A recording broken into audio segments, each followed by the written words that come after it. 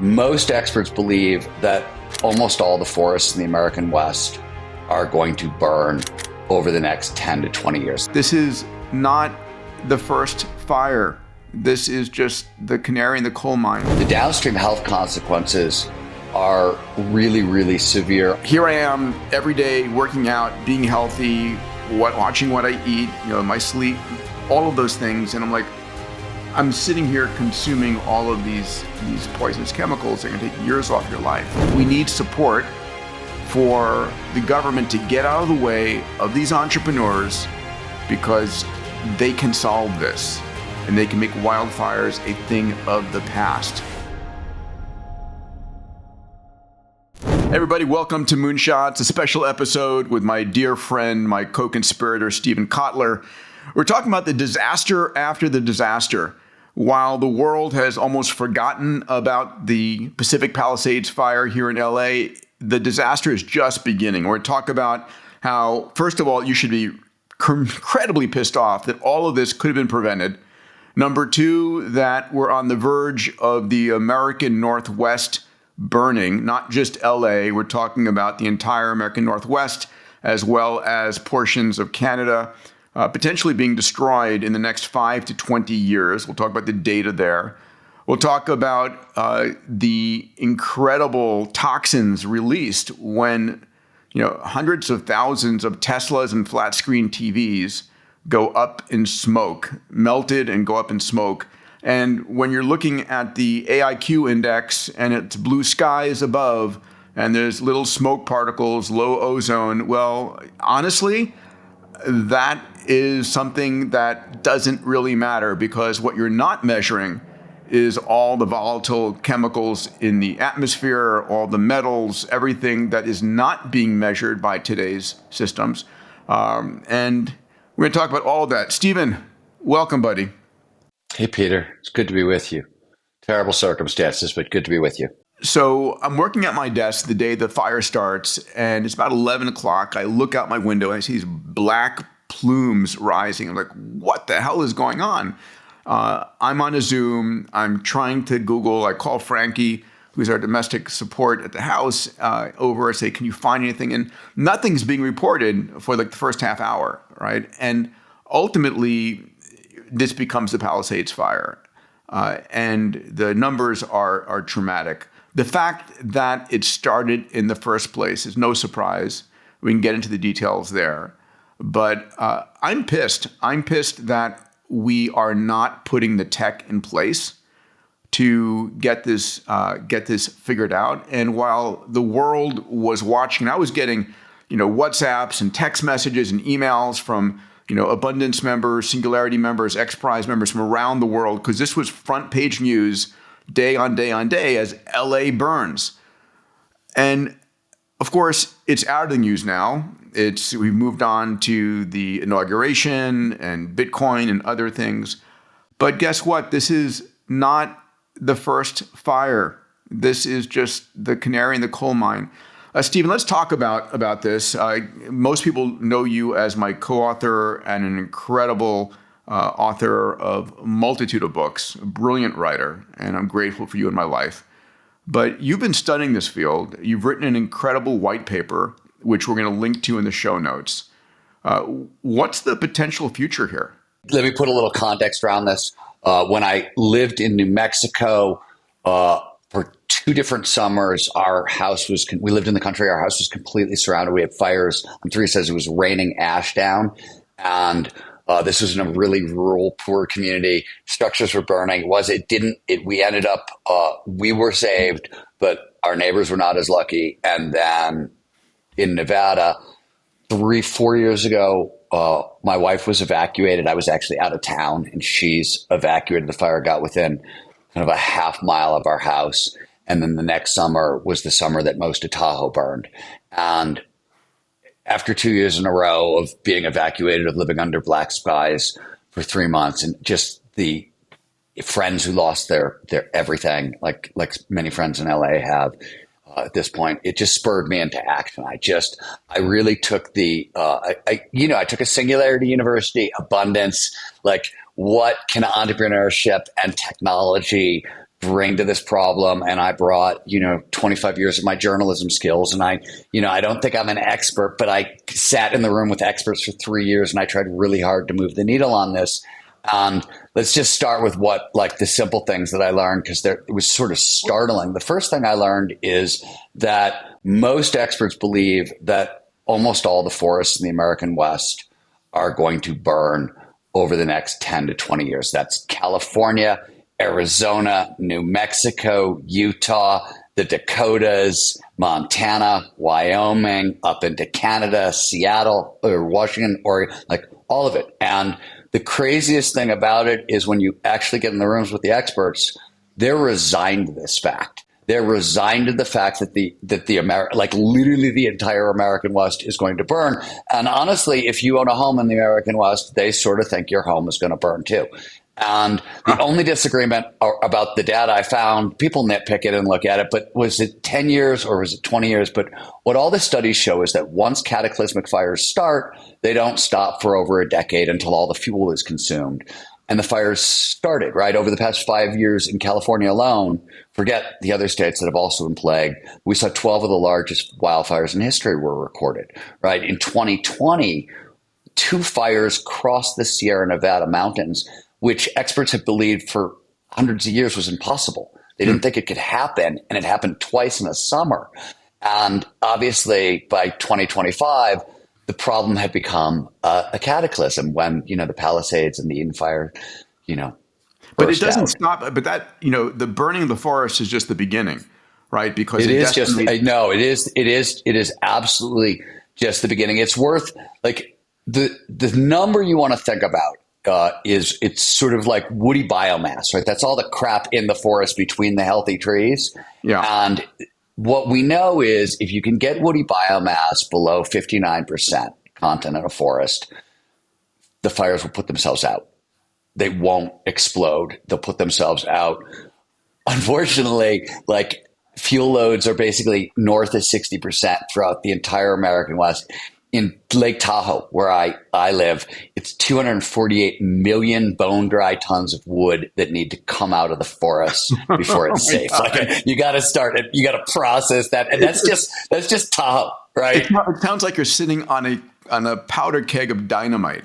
So the first thing that I learned when I dove into this space is, oh my God, the American West is a powder keg, and it's very clear going to explode, and the experts they all know it's going to explode.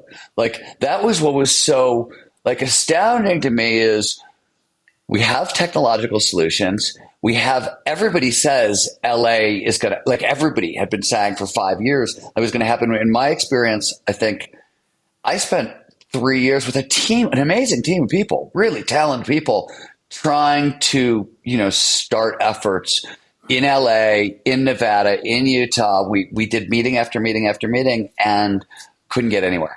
I have never failed so completely in an effort ever. And fire is massively, it's hard. It's just a hard problem. There are a lot of stakeholders. Well, here's what I want people to be hearing here. This isn't over. This is just the beginning, and it is going to get worse. Number 2, first of all, you can read the white paper. We'll put in the show notes here that Stephen has written. It's brilliant and provides all the data. Number 2, there are things we can do to prevent it. And preventing it, we'll talk about this, includes a number of businesses, a number of approaches and strategies, multimodal surrounding it that Stephen outlines as a white paper. It also includes our $11 million X Prize Wildfire that we launched. I had my equivalent moment to you 5 years ago when I live in Santa Monica, right on the border of Santa Monica and Palisades. Again, you can see the fires and the smoke from the house, and thank God our house was spared. And I'm living here in a friend's home, Giorgio's home here in northern Beverly Hills, and I'm grateful for his lending it to the family. But so going back to 5 years ago, we're being evacuated, and I'm like, WTF is going on here? Why aren't people catching these fires at the beginning? So my first reaction on things like this is, let's solve the problem. It's always a solvable problem. And the technology we have in hand should be able to solve it. And that gave birth to the X Prize. We'll tell the story a little bit more later because it took 5 years to get that prize funded, which is pathetic and ridiculous that more resources aren't going. I mean, the estimates right now, what do you hear the estimates at for the losses in so that number's in the white paper, but the number was in the white paper, and I pulled it out. The number that I've seen the most consistently is $250 billion worth of damage. Now that, and I put that's the number that put in the white paper. The numbers and the damage in the American West are hard to come by. Cal Fire, who may have some of the best numbers, says it's $70 to $150 billion a year up till now. But even those numbers, it's what's uninsured, what's insured, the downstream health. You've just pointed out the downstream health consequences are really, really severe. I was from the fires in Nevada. I ended up with double pneumonia, and then I got COVID, and that was really complicated. We're going to get to this if you can stick with us over this hour. We're going to talk about the disaster after the disaster, which means we've dealt with getting the fires out and people losing their homes, and there's a whole slew of mental health issues and stress that comes along with that. But the reality is here we've burned, how many total structures were 12,000. 12,000 is the count structures. Right now. Right. And so, an equal number of cars, if not double the number of cars, and probably, 4 times the number of flat screen TVs and all kinds of electronics. And when those things melt and the fumes go up in smoke, they are not detectable by normal air quality systems. The systems that are measuring 2.5 and 10 micron sized particles and such are not measuring nickel, lithium, volatile chemicals that are what can cause severe disease and damage. And so here I am every day working out, being healthy, watching what I eat, my sleep, all of those things. And I'm sitting here consuming all of these poisonous chemicals that are going to take years off your life. So we'll talk about that because I think people need to realize there's a real tragedy that comes thereafter because there's this incentive to get back into your home, put the kids back in school. And honestly, I've been wearing an N95 mask. They're not easy to wear for long periods of time, and they're painful. Thank God my Tesla's got, HEPA filter mode so I can crank it up to the top. Let's begin with some of the stats on this fire. I know people have heard a lot of it, but what originated the Pacific Palisades fire, maybe it was arson. The numbers I've heard, the details I've heard is it's winds causing above ground power lines to spark. It's tree branches falling on power lines causing those to spark. And the fact that we've got these high tension power lines running through wooded areas seems insane to me.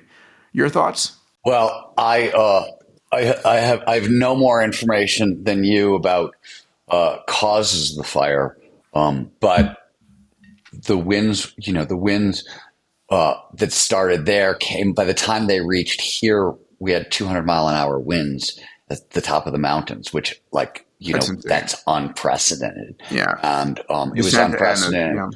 I was with you in Los Angeles, right before the fire started, and when our plane took off, it was actually one of the most frightening I've been on a plane in a while because the wings nearly hit the tarmac. The wind hit it so hard, the wings dipped, and on takeoff was really crazy. And that windstorm that morning was frightening. Those were some of the worst Santa Anas I've seen, and but having fires are most of the time are down power lines, and winds. 150,000 people have been displaced. This morning, my family and I went to Santa Monica College and we were volunteering, sorting clothing for people who've lost everything. And by the way, if you live in LA, this Wednesday, Thursday, Friday, and Sunday, Santa Monica College has got incredible resources that they're distributing. So please consider going there if you need help. 12,000 structures destroyed, entire neighborhoods reduced to ash. I won't go into the fact that State Farm, the largest insurer in LA, dropped 1,600 policies in July of 2024. Did they know anything? I'm not a conspiracist, but what they knew was the winds were coming and LA wasn't prepared. Most of the big major insurance companies have been bailing on the American West more and more and more each year. And if there was ever a need for a blockchain-based new kind of fire insurance, we're certainly looking for it. Let me share a rant with you about insurance. I think insurance is a perverse and inappropriately incentivized institutional structure. What do I mean by that? Today, fire insurance pays you after your house burns down. Life insurance pays your next of kin after you're dead. Health insurance pays you after you've gotten sick. There's a new approach, and we wrote about this in Future is Faster Than You Think, in which insurance prevents that from happening. Imagine if you bought fire insurance and they were able to use technology and the best, and we'll talk about these things, to prevent your house from ever burning down. That's their first goal. What if life insurance prevented you from dying and health insurance? Yeah, so here's something amazing. This is something let me give you just a really amazing quandary, because I had to deal with this after my house is on the edge of BLM land, which means myself and my neighbors were the fire break. And so everybody who lives on the fire line has responsibility. So you're either your house is fireproof. We buried 20,000 gallons worth of underground water storage and put in industrial sprinklers that face in and out to be able to create a fire break for it. Yeah. We didn't want to do that. We wanted to put sprinklers on our roof because that's what the data shows is the very best thing to do. And if we were really smart about it, it'd be like a fountain where the water is recycled, right? And it would be a closed loop system. But if you put sprinklers on your roof, it voids your homeowner's insurance because it's an aftermarket addition. So it voids your roof insurance and then it voids your homeowner's insurance. So you can lose your homeowner's insurance for not being fire ready, but you can't get fire ready because, by the way, that will void your homeowner's policy. So insane.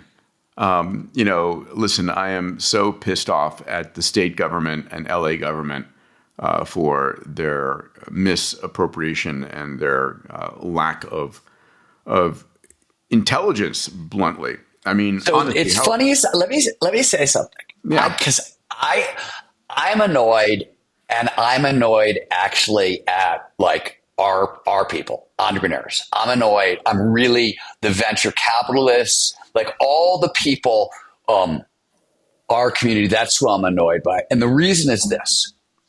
You and I have said this for a long time. When governments move slowly, there are all kinds of entrenched stakeholders, and entrepreneurship is faster.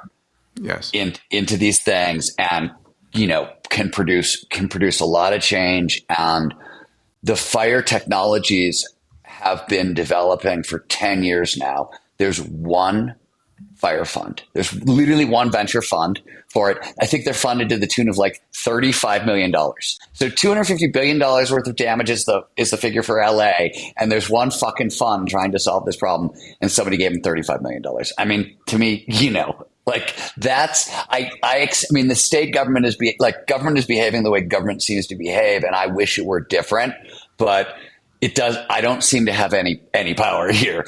Where, I've seen, things change is through entrepreneurship, but I don't there are so many climate funds. Great. Fantastic. What about why aren't we seeing the same attention play to disaster mitigation? Because we've been watching the disaster year after year, whether it's, flooding in the American South versus fires in the wet. Like we're watching the extreme weather mount and mount and mount. And I look at this and I'm like, okay, this is entrepreneurship to the rescue. And Yeah. I'm not seeing the response. And so it's a massive marketplace. Just to be clear, it's a $1 trillion marketplace. So let's make a call out to entrepreneurs. Let me tell you my reaction to this, and then I want to talk about the business ideas in your white paper, which are elegant. So 5 years ago, thereabouts, I'm on my third evacuation. It was never this close, never this bad, and I'm like, there's got to be something we got to do here. And I said, obviously, the way you fight a wildfire is you put it out at inception. When the fire begins. When's the best time to find a cancer? At the very beginning, at inception, not when it's a stage 4 metastasized cancer that you're fighting on all fronts. And that's what we're doing today with wildfires. We're not fighting them at the beginning. We're fighting them when they're a conflagration, and we're trying to fight them with everything we've got. And we've got incredible heroes out there. Just to be very clear, the men and women who are on the front line. Fire truck technology is amazing. All of the helicopters and aircraft. And I'm like, I snuck into my house in Santa Monica. Don't tell the cops to go and gather one of my kids' medicines and some clothes, because I didn't take it seriously when I first heard about it. We went with minimal stuff. And I'm seeing the helicopters doing drops, and I'm seeing the planes, and it was like, go, yes, go. It was amazing. But why aren't we finding it at inception? So I had the idea for an X Prize that was monitor 1,000 square acres of land. And if you detect a fire that's 3 meters, 9 feet or larger, or if it's moving, put it out within 10 minutes. That's the rules.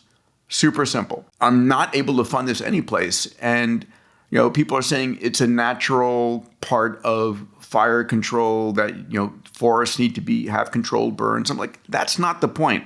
There are places in our society where you should not have something that's 3 meters or size or a fire moving, like in downtown Pacific Palisades.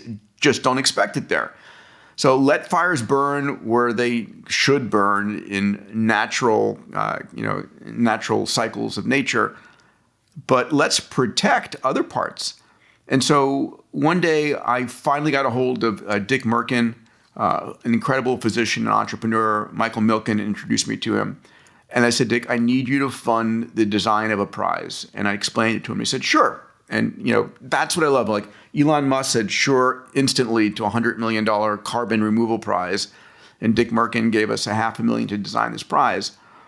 And the prize was very simple. There are two parts of it. One part is from space, can you monitor the Earth for any sign of fires? That's one part, global monitoring. The second part is, can you provide a system that monitors a given 1,000 square acres, call it Napa Valley, call it Pacific Palisades, whatever you want, and if it detects any fire within that area, again, not a person roasting weenies on a grill, something that's 3 meters or moving, put it out within 10 minutes. And that put it out within 10 minutes is probably the most important rule, because in high winds, if you're waiting more than 10 minutes, you've lost it. So long story short, it took a while to get this prize funded. We ended up getting the Gordon and Betty Moore Foundation as a co-title sponsor, along with Pacific Gas and Electric. We got Minderoo Foundation out of Australia, the Hilton Foundation, the Lockheed Martin Foundation, the American Family Mutual Insurance Company, Temis out of Greece, because Greece was being decimated by wildfires, the Roddenberry Foundation, Fairfax Financial, a couple individuals, Scott Painter, who had lost his home, committed $1 million to this prize. And I just learned a couple of days ago that in the Palisades fire, he lost his home for a second time. Oh, we've had a number of people. Steve Brown, my chief AI officer, lost his home for a second time. And it's kind of insane. Long story short, we announced the prize. We have had 135 teams enter the competition. We're down to a final 29 teams that are in the semifinals. And these teams are going to be using aerial drones, they're going to be using sound cannons, they're going to be using high lift UAVs, they're going to be using swarms of drones. They're going to be attacking this from every way possible in order to go to the fire at inception and put it out immediately. See, that's what I think fire insurance should be in the future. They should be installing that if you buy insurance. I like your insurance ideas for sure. You definitely have my vote. Okay. So, and by the way, one of the things it's interesting because when I wrote the white paper, I paid kind of the least amount of attention to fire extinguishing because I knew you were starting the Express. I was like, okay, Peter might have this one. Like he's got that element, in it. Though some of the, I know, and the satellite data, I don't know, like the satellite stuff is kind of amazing. We're already like, I think, like Planet Labs in 2000. Cal Fire. I think Cal Fire said that like or NASA fire detection is 95% accurate. Like we definitely the accuracy from the satellites is there. Planet is definitely well positioned. Will Marshall is well positioned. This is definitely a job for CubeSats. You said something before we started this podcast that I think was prophetic about this is a job for robots. Yeah, that maybe let's start there with the technological discussion. The reason I was thinking about it is you and I were talking maybe 2 or 3 days ago about melting Teslas and flat screen TVs and the pollutants and the level of toxicity. And the first thing I thought was, if there was ever a job for Elon and the Optimus robot, it's this. And the reason is for you saying for cleanup. Pardon me. Well, yeah, if you look at so many of the developments in robotics, early ones were coming out of Japan and they were disaster responses, right? The Fukushima, Fukushima, right. Thank you. Right, the Fukushima meltdown really triggered a whole new generation of disaster robots. Am I wrong, but didn't Boston Dynamics start out making disaster response robots? It was for the military, including disaster response. Yeah, the Fukushima nuclear disaster where they couldn't get anybody into the reactor to turn the damn thing off spawned the DARPA challenges, robotic challenges. Right. That was it. Thank you. Yeah. That's exactly it. So yeah, I mean, we're working on a new book and we've just finished a couple of chapters on the future of robots. And you and I know that humanoid robots are really the next frontier. They're here, they're now. It's just about getting them to scale. And here's a phenomenal opportunity. We launched this Wildfire Prize. It's $11 million purse. It should be $100 million purse. By the way, if anyone wants to 10x the purse size, just give me a call, please. And we announced it at the Capitol. And Palmer Luckey was there from Anduril, right? The founder of Oculus, but really has built a massive multi-billion-dollar defense company. And he got it. And he said, listen, at the end of this competition, we're going to make wildfires a thing of the past. And I've seen the technology that he plans to use. There are other companies that are using these aerial jets, which can literally fly to the point of fire in a couple of minutes and then land and then blow those fires out. That's the kind of technology we're seeing. I think we'll have ground UAVs. I think we'll have humanoid robots on the ready. I mean, honestly, there's no reason that these should exist. So just to provide a few more details on the timeline here, April of 25, semifinals for the track A, which is the orbital portion. August of 25 is the finals for the ground detection and extinction. Let me do a call out here to any anybody from the FAA listening, anybody from state government, federal government listening, I need your help.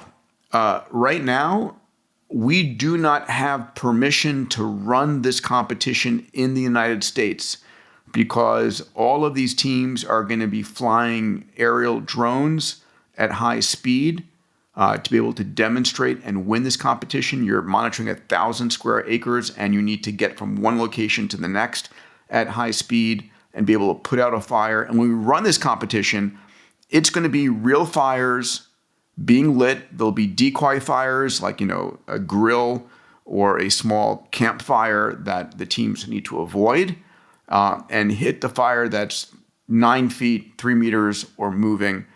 And so we need permission to do this. So I remember, Stephen, you were there with me at the early days of the Ansari X Prize for spaceflight. I had to go to the head of the FAA to get permission for the teams to compete. We need that again.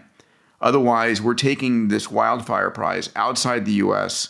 to a permissive government. And we would much rather, since the majority of the teams are here in the United States, so we need support for the government to get out of the way of these entrepreneurs because they can solve this and they can make wildfires a thing of the past. I'm thinking it sounds like somebody needs to donate an Air Force base. You need 1,000, right? That sounds like a job for an Air Force base. Sounds good. Okay, so any Air Force base commanders listening, we'll need you to donate your base and allow us to fly operations there. And light fires. You could squirrel off the UFOs someplace else. We can go after those, but let's get the fires lit and put out instantly. I'm excited about this competition. I've seen a lot of the technology. It's incredible. Let's talk about the ideas in your white paper and listen up. If you're an entrepreneur looking for a moonshot, here you go. I think there are incredible ideas for companies to be started, technology to be built, and solutions to be had. This is a multi-trillion-dollar. Let me just begin this way.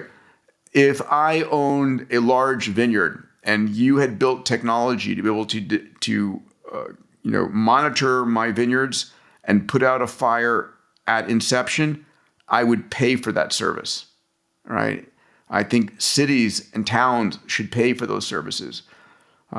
It's the way we should be ensuring our future here. Let's jump into some of your ideas here, buddy. Where do you want to start? I guess, you've got a general high-level plan before we get into technologies. I always love starting with technologies, but we can go wherever you want. Yeah, I'll just let's start with the technologies then. That's fine. Okay. The thing that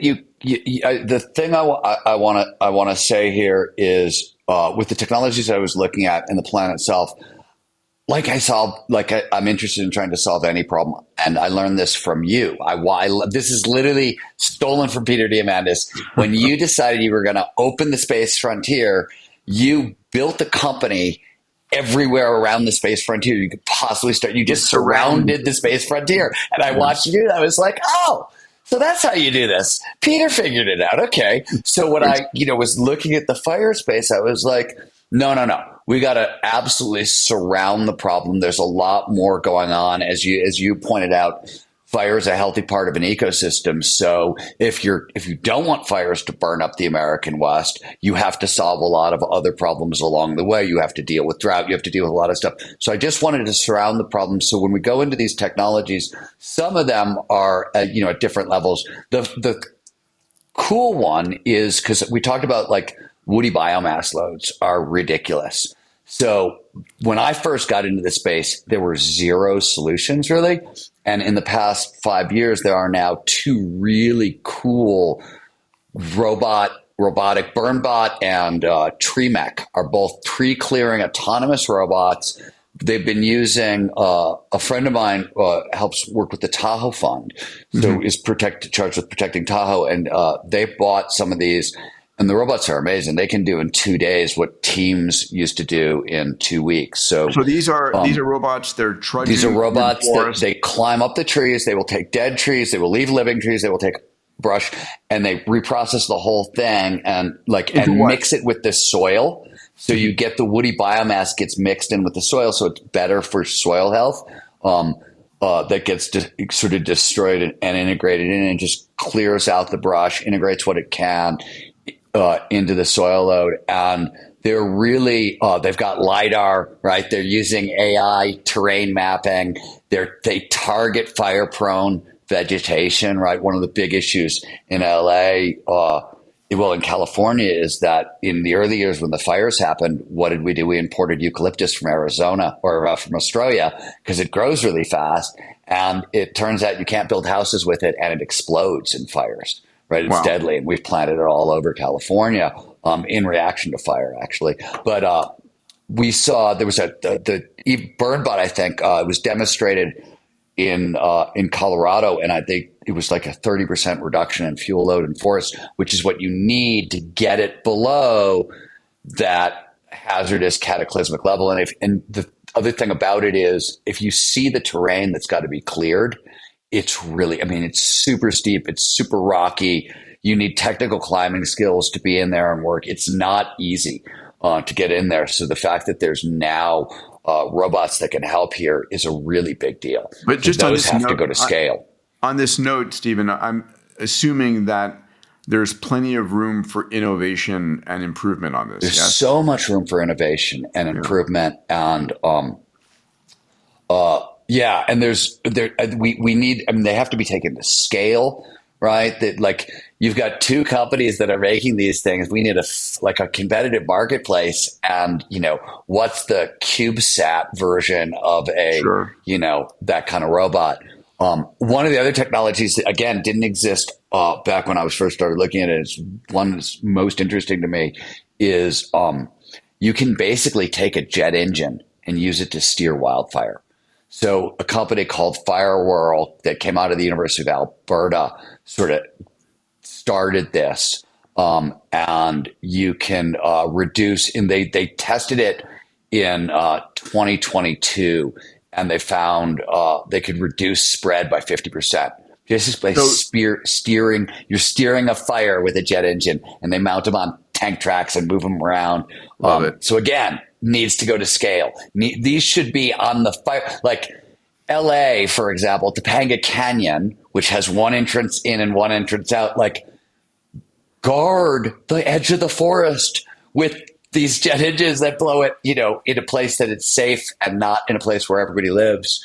You'd think that officials would be like all over this tech, right? That they would be just, so an incredible member of the X Prize team, Peter Houlihan, runs our biodiversity track of prizes and runs this Wildfire Prize. He just finished running our X Prize in the Amazon, which was going into large tracts of land and finding by DNA across all species how to value that land from the DNA and the different species that are in the land versus clear cutting it. And he's bringing incredible technology to this competition. I was just speaking to him this morning. This guy travels around the planet more than I do. He's circumnavigating. He's somewhere in Southeast Asia at the moment. It's insane. So one of the other things you really have to talk about is, this is one of the, so when I said earlier that fire has all these like weird entrenched stakeholders and everybody's at odds. So one of the reasons we're having such problems in our forests is it's not even if you clear the fuel, it's what do you do with it once you get some of this stuff out of the forest. There are not enough sawmills all over the American West. They've closed. Pardon me, they've been shut down, and now you've got these weird things. Like, you've got wealthy people who are like, no, not in my backyard. We can't have a sawmill here. And environmentalists hate sawmills because they think, because for years the lumber companies were just raping the Western forests, and they've changed and they're better, and all this stuff has gotten smarter and more environmentally friendly, but there's residual anger. So a lot of the sawmills closed through people were moving to the American West and not in my backyard. But like, just to give you an example, we recently got, meaning the communities in and around Tahoe, got a couple of sawmills open. Finally, one on the Washoe Native Reservation. Amazing work they're doing there. And we got an old mill to reopen, but otherwise they were having to take lumber. I think it was 100 to 200 miles away. So like you're trying to get the fuel out of the forest, and like you're putting carbon into the atmosphere to do it, and you're creating more of the problem. So how many sawmills do we need in the well, US? that's an interesting question based on like throughput, right? Put it this way, the sawmill industry between 85 and 2016, 1985 and 2016, was a 40% decline, right? So this is, if you're looking for a single number of what happened in the American West, 40% of the sawmills went away. And so we have no place to take a lot of the wood now. What you need are you don't want to create a single sawmill. That doesn't make any sense. What you want is modular sawmills. Mm-hmm. For sure. You want modular construction. We were thinking about it and I talked about this in the white paper. You could build modular sawmills and franchise them. And they have to be environmentally friendly as possible, right? They have to be carbon neutral, water wise, waste free, right? Flexible design. And all this stuff has been done. Like this is not, the innovations already, like people have figured this out. It's just not at scale again. So the solutions are actually there. This is why I was so mad at venture capital. I was like, wait a minute, the West is going to burn. It's $1 trillion opportunity. The solutions are there. All we actually need is money and innovation incubators, really. So listen, to the entrepreneurs out there, I love this one, right? If you build modular sawmills that can be on demand and can be repositioned as the forests are cleared, if some entrepreneurs can build it, I think it's a great X Prize opportunity as well. Here, the better X Prize might be, and this is where there's really cool innovation coming, but it really needs it. You want a market for woody biomass, right? The stuff that gets processed, there's no current really good market for it, though there's a way to take these softwoods and turn them into what's known as cross-lateral timber. That works. A really cool thing that we were looking at is biochar, because you can take these, you can use a lot of these softwoods to make biochar. Biochar is amazing, right? For forest health, if you reprocess biochar in the forest, it starts absorbing moisture and brings back forest health. But there's a company, I want to say Korea, Japan, we were talking to them 3 or 4 years ago. They had found a way, a non-toxic, eco-friendly, it might have even been a molecular way to treat softwoods, to get them to behave like hardwoods. So again, the technology is there. And what I wanted to do was sort of surround the problem with stakeholders. So I was like, why don't we have Home Depot and Lowe's and all these Target, right? All these companies in the conversation. Their stores are in the American West, right? They're going to burn too. And they should be in the conversation from the beginning. This is like everybody can sort of win here if everybody's at the table. There's another idea that you had in your white paper, which I think is either an X Prize or it's a business, which is the biodegradable fire retardants. Talk about that. Yeah, so those already exist, right? This was it's a big issue, right? When you're fighting fires all over the West, and you can't poison the ecosystem afterwards, or you're LA right now, right? Like that's the issue. So Perimeter Solutions has developed an eco-friendly fire retardant made from plant-based polymers. And you can spray it from drones and aircraft, and it create temporary fire breaks. And in 2021, Cal Fire used it to protect, I think it was 20,000 acres of redwood, and there was minimal long-term damage. So like we've tested this at scale already. And again, this is there's a lot of innovation that can be done here, because one of the things that you really want to think about is not just, okay, we've got eco-friendly fire retardant. The question I would start asking is, how do we make fire retardant that's actually good for the ecosystem? Like if we're going to have to spray this all over the place, why aren't we using this as a way to restore forest health? Which, like, if you want to solve the problem in the American West, restoring forest health has to be a huge part of it. You have to restore aquifers and forest health and all this stuff. So I say this in the white paper, entrepreneurship alone will solve this problem. but it won't solve it fast enough. So you need a lot of money, a lot of capital, a lot of entrepreneurship, but you need multi-tool solutions, a single solution that will solve 6 or 7 problems at once. So if we know we have to restore forest fire health, and we know we're going to be putting out wildfires, let's put it together, right? That's where and you know this from all your work with innovation. Whenever these things come together into a new category, that's where you get kind of the most opportunity for innovation and money, really. Yeah, and you've made the request for, is there a venture fund that could be built around this technology? If there's any time, I mean, if people realize, listen, the American West is going to burn, it's not a matter of if, it's only a matter of when. Is it 5 years, 10 years? Is it on the outside 20 years? And if you live there, are you prepared to use the existing lack of systems as your protection? Or are you going to invest? So it's funny, Peter, I want to mention this. Somebody called me up recently when the LA fire started, somebody I worked on this original project with, and they said, do you want to reboot this project? Are you ready to do it again? And I was like, somebody else will build it. I'm happy to be the figurehead, but I spent 3 years. I got nowhere. All I learned is that I'm not the guy for this. But I mean, that's not my point. So the next question was, okay, if I rebooted this, who should be at the table? And I was like, who should be at the table? Well, for starters, like the governor of every single Western state, like every major company in the American West, the governor of every major Western state, that everybody, I mean, like what?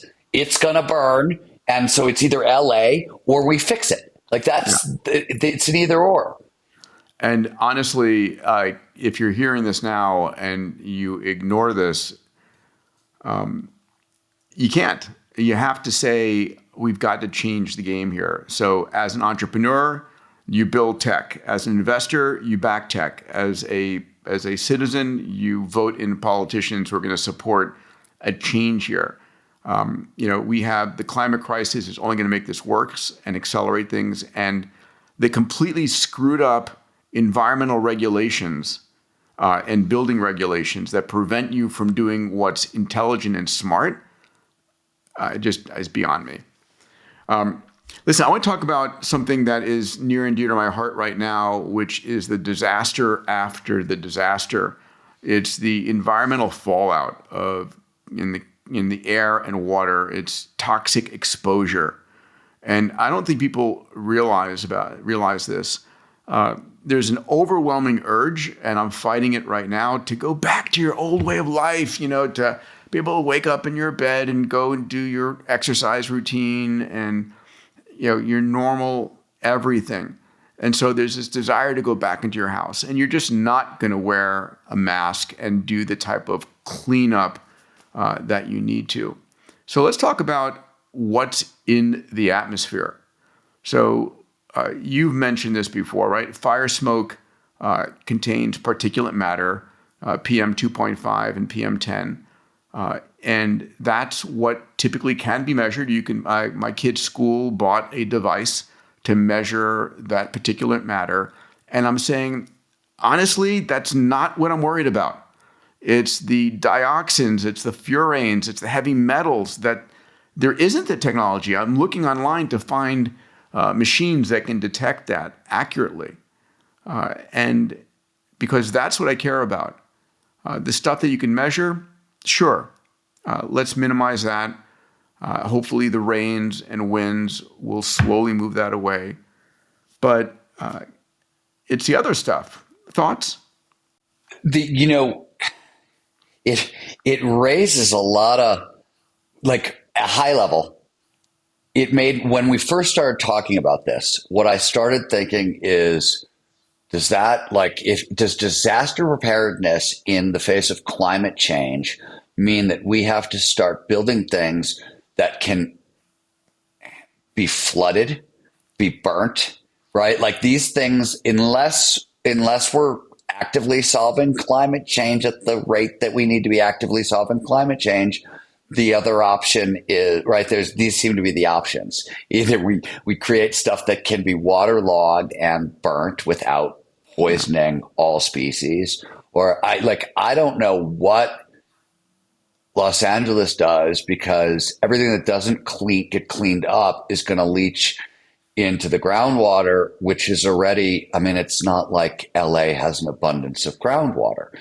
If this is, I think one of the things that you're going to see out of this, and at least that, the good news is 5 years ago, this didn't exist at scale, but we can now build solar powered desal.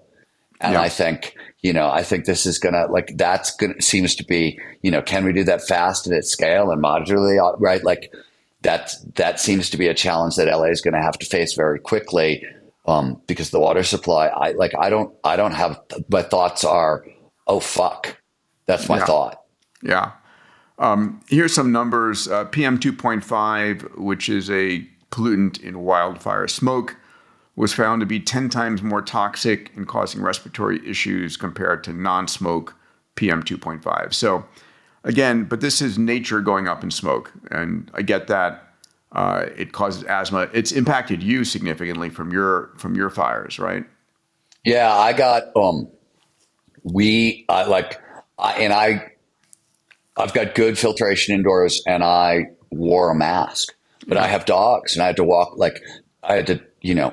walk the animals, and, definitely shorten the lives of my pets. You know what I mean? Like the other thing we need to say about LA is, the devastation for the plants, animals, and ecosystems is just, it's awful. We're already at the work we do with dogs. We're bringing in dogs from LA. We've got friends who are bringing them, to places all over America at this point. But like the fallout for the plants, animals, and ecosystems is. And for the children who are going back to school, and I'm sorry, the kids are just not going to be wearing masks in school. Here's another stat, right? Burning materials. These are the materials that are in the homes, the materials that our modern world of abundance has given us, release volatile organic compounds like benzene and methyl chloride, which are incredibly harmful even in low concentrations. So after the fires at Paradise, the benzene levels in the drinking water were 1,000 times above legal limit, which is insane, right? The long-term risks involved increased cancer rates, cardiovascular issues, neurotoxicity.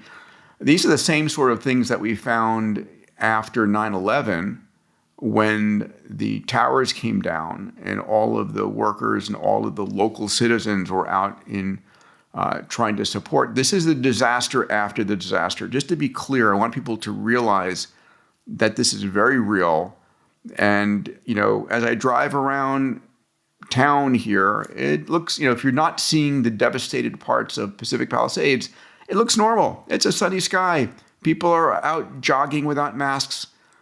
It's just not safe. We've seen toxic particles like lead that have traveled over 100 miles after a burn site. And guess what? Once we start doing the ash removal and the cleanup in the urban areas, this can scale the pollutants in the atmosphere for up to 2 years. So what do you do? I'm like, I don't know what you do. I also, the other thing that we haven't talked about is there's a level of the mental health. Like, people lost their lives, their business. Our friends, they lost everything. Lost absolutely everything. The mental cost of that is extraordinary. The identity gets ripped away. A lot of really core human things get ripped away really fast. And even the solutions, even from a mental health perspective, before we even get into the long term, just thinking on that side, there are a lot of mental health solutions, flow, mindfulness, all the things. They seem insane in the face of the catastrophe. You know what I mean? Fight back, but it's the only way to sort of get control of your life again. And I think that rebuild, alongside the rebuild of LA, I just keep thinking about my wife, who's from California, once said that the California in the songs hasn't really existed since 1979, which is an interesting idea. But what I thought was, essentially what burned was the California that has existed. Like that's like the California that I know, which is post 1979. I got to California for the first time in '86. Large swatches of that are like it's gone. The whole memories are gone that and won't be back in our lifetime, which is in really The stat that I'm reading here in the research is that there's a 23% increase in suicide rates observed in the 3 years following a disaster like yeah. this. One thing I want to say, just so people know, not that this is very helpful, but this is work that came out of the Flow Research Collective, and it was published in Neuroscience and Biobehavior Reviews. If anybody wants to look at this, but it does. There's the evidence has been growing that flow is a very useful tool for overriding PTSD, and I'm not going to go into that, but like if that's I don't know about you, but like the two times that we dealt, like I had legit PTSD for a very long time. I was waking up in sweats every night with nightmares. I did not take the fires well when we were threatened with them, and flow was useful for myself. So it sounds like a ridiculous thing, like prioritize trying to get into flow, but you have to prioritize your mental health after a fire. And the reason I'm saying this after everything you just said is I was like, fuck it, I don't want to wear a mask. I want to go walk outside with my dog in the sunshine because I hadn't prioritized my mental health, and I was sort of like and I was making bad decisions. And I ended up very, very, very sick afterwards for a while. I ended up with COVID in what should have been like a 2-week COVID battle stretched into like 3 or 4 months before I was breathing right normally again. I want to summarize this for our listeners here. First of all, I think the most important thing that was said was, while the LA fires are no longer on the national and global news and people have moved on to the next disaster and the next problem, this is not the end of wildfires. The experts, as Stephen said, predict that we're going to see the American Northwest, not just the U.S., America, including Canada, Northwest, burn over the next 5, 10, 20 years. And we need to do something about it. If you're an entrepreneur, build tech and companies to address this. It is all solvable. That's the second point I want to make. You should be pissed off, as I am, that this was not addressed. And the water supplies being empty and the fire hydrants being dry and all of those things. Yes, those were issues here. I'm pissed at a higher level that this has been known for a while. And why isn't the resources going in to address the technology that could solve this in the first place, before it begins to become a wildfire? So if you're interested in that, check out xprize.org. Please support the work of XPRIZE. It's working to help reinvent the future. And watch out for the XPRIZE semifinals coming this summer, hopefully with technology that's going to solve it, hopefully in time. If you're an investor, hey, I think creating a wildfire tech investment fund would be a brilliant idea. This is a problem that's only growing secondary to the climate crisis. If you were impacted by the wildfires here in Los Angeles, please realize this is the beginning of the disaster after the disaster. I came back to my home with signs posted every place. The water is dangerous. Do not drink. Do not bathe in it even. So we've got water issues, but no one's out there saying, listen, don't breathe the air. Put on not a KN95, put on an N95 mask. And I went out and bought filtration systems. These are both HEPA filters and ionization filtration systems put in the house, in the kids' bedrooms, to try and clean up the air. But guess what? Every time you open the door and you trudge things in, there's lots of people out there saying you got to wet wash, no leaf blowers, no dry sweeping. We're going to have this gunk, this poisonous material being floated up into our lives for months, maybe years to come. Yeah, I can't wait for Figure robots and Tesla robots. Yeah, I think it once again, I'm listening to you and I'm just thinking, this is a job for like Elon. You want a place to test your robots at scale, baby. Yeah. Anyway, listen, thank you for the white paper you've written, for your brilliance, for your passion, commitment. Stephen, I love you as a partner, as a friend. Please go into the show notes, get a copy of Stephen's white paper. I'll put information in the show notes about the X Prize Wildfire. Nusha Ansari and Peter Houlihan, thank you for all the work you're doing to run that. Thank you to our sponsors of that competition. And support the X Prize if you can. And please take care of your health. There's also it's a 2-hour YouTube about the disaster after the disaster, talking about water and air. I'll put a link to that YouTube video as well. It was a group of experts who were involved in other fire cleanups as well as the 9/11 cleanup. Education is your best friend. I don't want to cause fear-mongering. That's not me. You guys know I'm the abundance guy. But longevity and health is, the most important thing you can focus on. Stephen, any thoughts to close us out? Just that for all those impacted by the LA fire, heart goes out to you guys, thinking of you. Yeah, 150,000 displaced people. I've met some incredibly strong individuals through this process. People have lost their homes twice. People with kids, people who have said, we're learning what's important in our lives, and it's our family. So, all right, brother, be well. Love you, Peter. Thank you. Thanks for doing this one. Of course. Thank you.